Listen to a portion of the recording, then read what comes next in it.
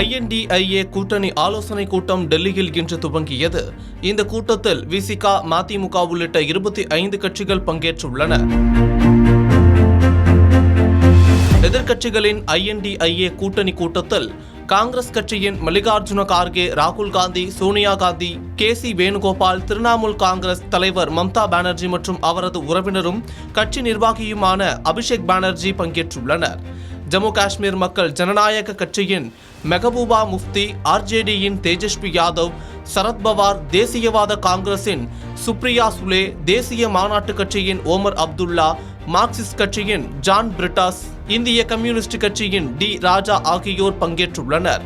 அதேபோல உத்தவ் சிவசேனாவின் உத்தவ் தாக்கரே, சமாஜ்வாதி கட்சியின் அகிலேஷ் யாதவ் உட்பட கட்சிகளின் தலைவர்கள் கலந்து கொண்டனர்.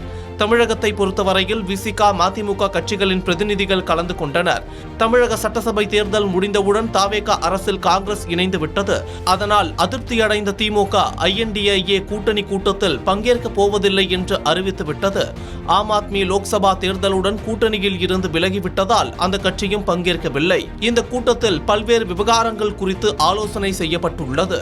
2029 லோக்சபா தேர்தலை கருத்தில் கொண்டு எதிர்கால செயல் திட்டம் மற்றும் பாஜக அரசை எதிர்கொள்வதற்கான கூட்டு வியூகம் குறித்து விரிவான ஆலோசனை நடத்தப்பட்டுள்ளது.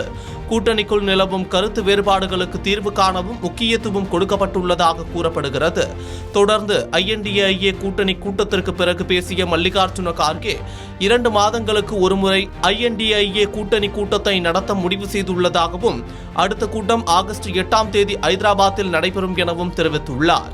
மேலும் நாட்டு மக்கள் சந்திக்கும் பிரச்சனைகள் குறித்து தொடர்ந்து INDIA கூட்டணி நாடாளுமன்றத்திற்குள்ளேயும் வெளியேயும் தொடர்ந்து விவாதிக்கும் என்று கூறியது மட்டும் இல்லாமல் SIR குளறுபடிகளுக்கு INDIA கூட்டணி கூட்டத்தில் கண்டனங்கள் தெரிவிக்கப்பட்டதாகவும் தெரிவித்தார்.